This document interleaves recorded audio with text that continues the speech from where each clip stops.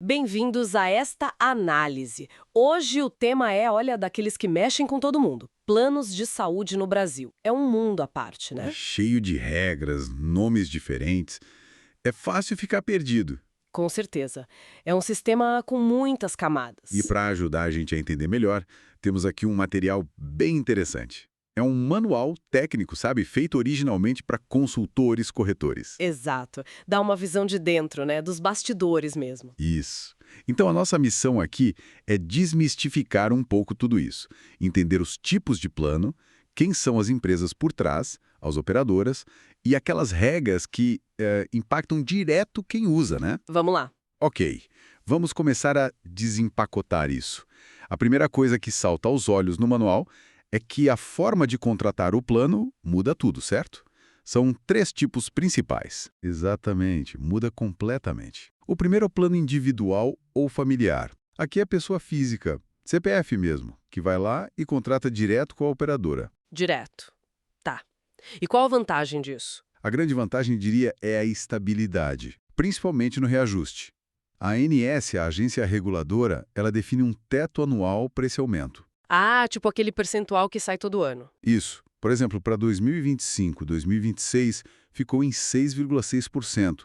Isso traz uma previsibilidade, né? Evita aquelas surpresas enormes na mensalidade. Nossa, isso já é um alívio, porque a gente ouve cada história de reajuste. E as carências? Aqueles prazos para começar a usar? No individual, seguem os limites da lei. 24 horas para urgência e emergência, que na prática é imediato. Ok. Existente. Mas só para coisas de alta complexidade, tipo cirurgia, UTI, é a tal da CPT. CPT, cobertura parcial temporária. O que isso quer dizer na prática para quem já tem uma condição de saúde? Quer dizer o seguinte, durante esses 2 anos, o plano até cobre o atendimento normal para aquela doença, consultas, exames simples, mas não cobre os procedimentos caros, de alta complexidade diretamente ligados a ela. Entendi. Uma cirurgia específica daquela condição, por exemplo, teria que esperar os 2 anos. Exato. Depois dos 24 anos, a cobertura é integral. É uma forma de equilibrar o risco para a operadora.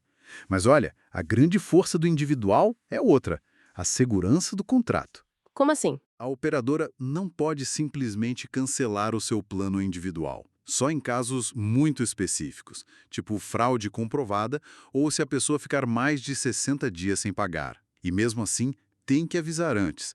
Dá uma tranquilidade enorme. Estabilidade no reajuste e segurança contra cancelamento. Parece ótimo, mas tem um porém, né? Tem.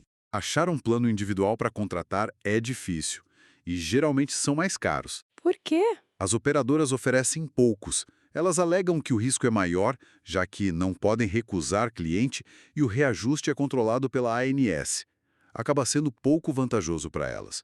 Aí, os poucos que existem, bem, o preço reflete isso. Entendi. Segurança tem seu preço e, nesse caso, disponibilidade também. Agora, comparando com o plano coletivo empresarial, esse é o que a maioria das pessoas com emprego formal tem, né? Sim, é o mais comum no mercado de trabalho formal. A empresa ou CNPJ contrata o plano para os funcionários, sócios. Precisa ter o vínculo empregatício ou estatutário. E aqui tem alguma vantagem na carência? Tem uma bem interessante. Se a empresa contrata para 30 ou mais funcionários, quem entra no plano em até 30 dias da assinatura do contrato ou de quando começou a trabalhar na empresa, Fica isento de carências. todas elas. Opa! Isso é bom para quem está começando no emprego novo. Com certeza! Para grupos menores, com menos de 30 vidas, a operadora até pode exigir carência, mas muitas vezes isso é negociado, sabe? Para reduzir ou até tirar. Tá. E o reajuste? Se no individual tem o teto da ANS, como funciona aqui no empresarial? É aqui que mora o perigo. Olha, Aqui a história é bem diferente e é onde muita gente leva um susto.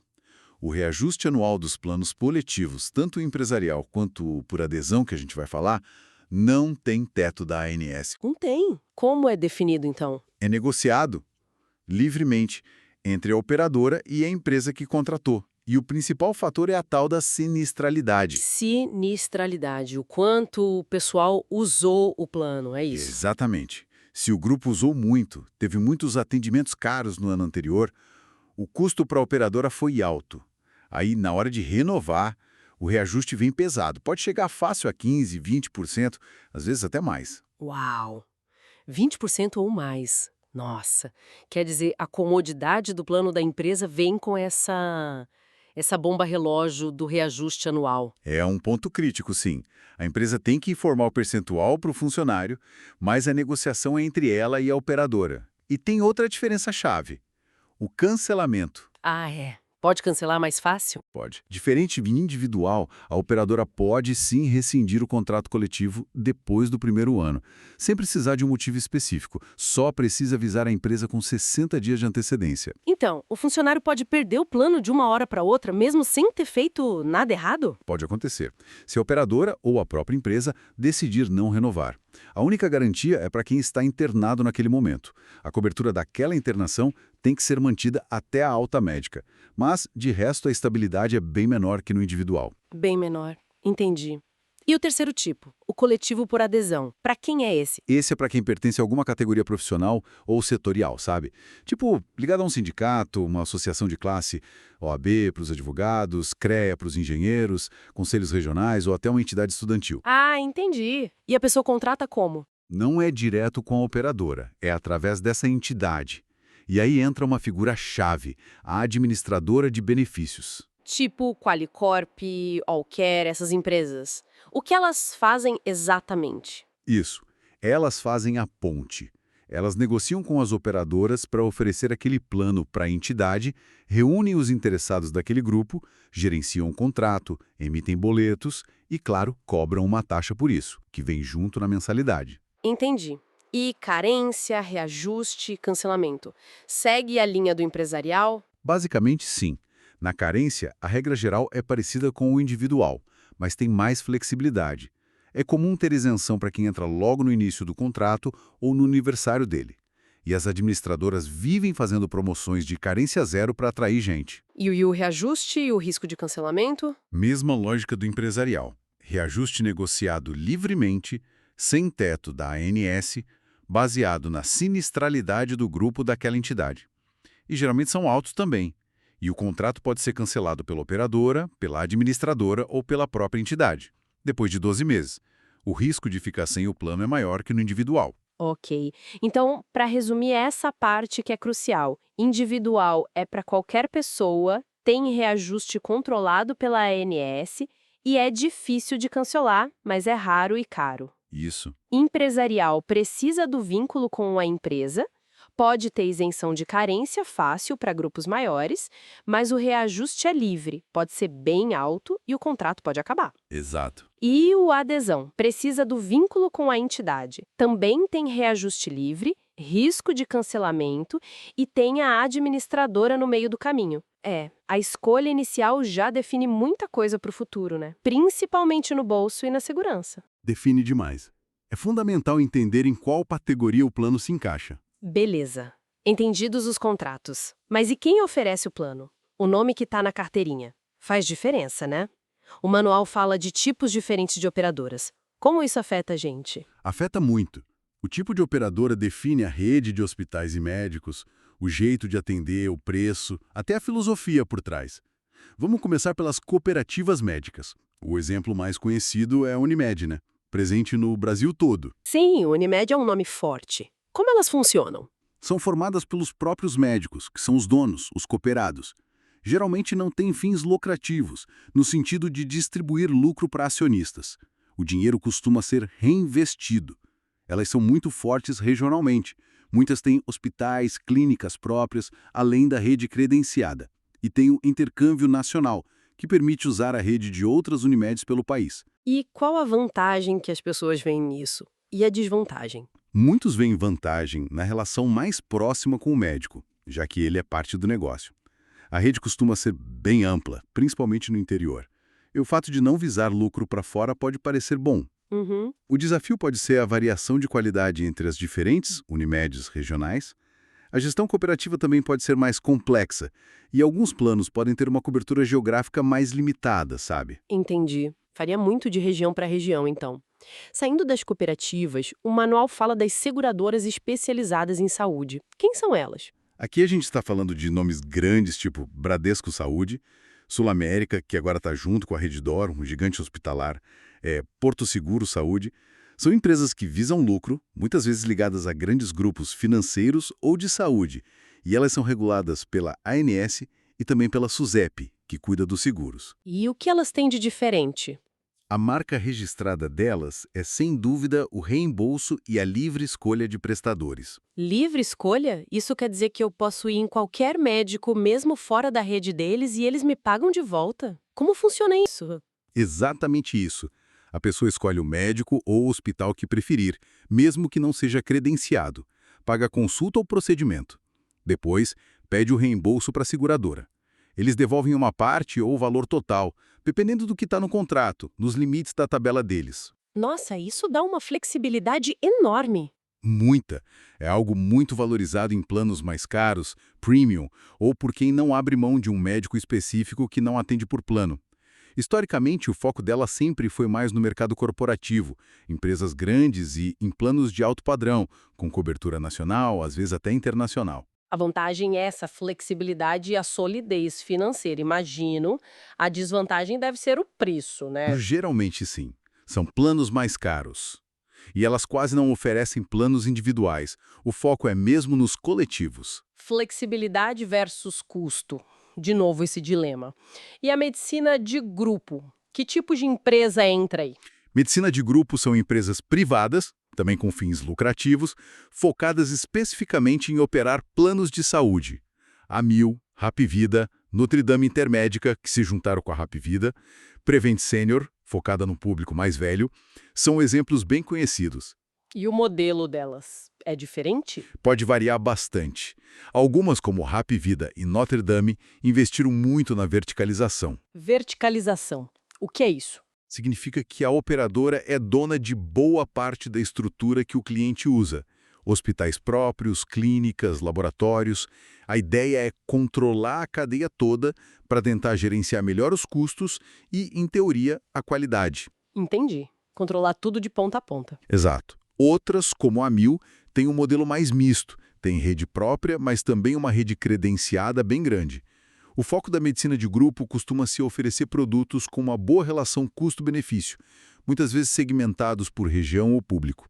E quais as vantagens e desvantagens desse modelo verticalizado, por exemplo? A verticalização pode permitir preços mais acessíveis porque eles controlam os custos, mas, por outro lado, a rede pode ser mais restrita geograficamente ou ter momentos de muita demanda com mais espera para agendar. Tem que ver bem qual a rede daquele plano específico. Faz sentido.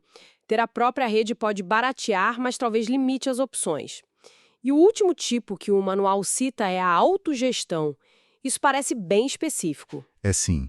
Autogestões operam planos só para um grupo fechado. Geralmente funcionários, aposentados e dependentes de uma única empresa grande ou de um órgão público ou associação, tipo a CACE, dos funcionários do Banco do Brasil, ou a GEAP, de servidores públicos. Ah, entendi. Elas não vendem para o público geral? Não. E não tem fins lucrativos. A gestão costuma ser mais próxima dos usuários, às vezes até com participação deles. A vantagem pode ser um custo menor, já que não tem lucro embutido, e um foco maior em prevenção. E o desafio? O grande desafio é a sustentabilidade financeira no longo prazo. Como o grupo é fechado, a tendência é a carteira envelhecer, o custo por pessoa aumentar, e não entra gente nova e jovem na mesma proporção que no mercado aberto, para equilibrar as contas. Entendi. Então, saber se a operadora é cooperativa, seguradora, medicina de grupo ou autogestão realmente ajuda a entender o que esperar da rede, do custo, da flexibilidade. Não é só o tipo de contrato. Quem opera conta muito também. Conta demais. Cada modelo tem seus prós e contras, seus focos. Conhecer isso ajuda a pessoa a escolher o que se encaixa melhor no que ela busca e no que ela pode pagar. Com tanta coisa para entender nos contratos e nas operadoras, a gente pode até sentir um certo desamparo. Mas o manual também reforça que tem regras para proteger quem usa o plano, né? A ANS está aí para isso. Sim, a regulação da ANS é essencial. E um dos pilares dessa proteção é o tal do rol de procedimentos e eventos em saúde. Ah, o rol da ANS. O que é isso exatamente? É uma lista enorme, na verdade, que diz qual a cobertura mínima obrigatória para todo plano de saúde regulamentado. Consultas, exames de todo tipo, desde um simples de sangue até ressonância, cirurgias, quimioterapia, radioterapia, fisioterapia, psicoterapia, internação. Tá tudo lá. E essa lista é fixa? Ou ela acompanha a medicina? Ela é atualizada. De tempos em tempos, a ANS revisa o rol para incluir novas tecnologias, novos tratamentos que se provaram eficazes. A garantia é: nenhum plano pode oferecer menos do que está no rol para aquela categoria dele, ambulatorial, hospitalar, etc. É um piso importante.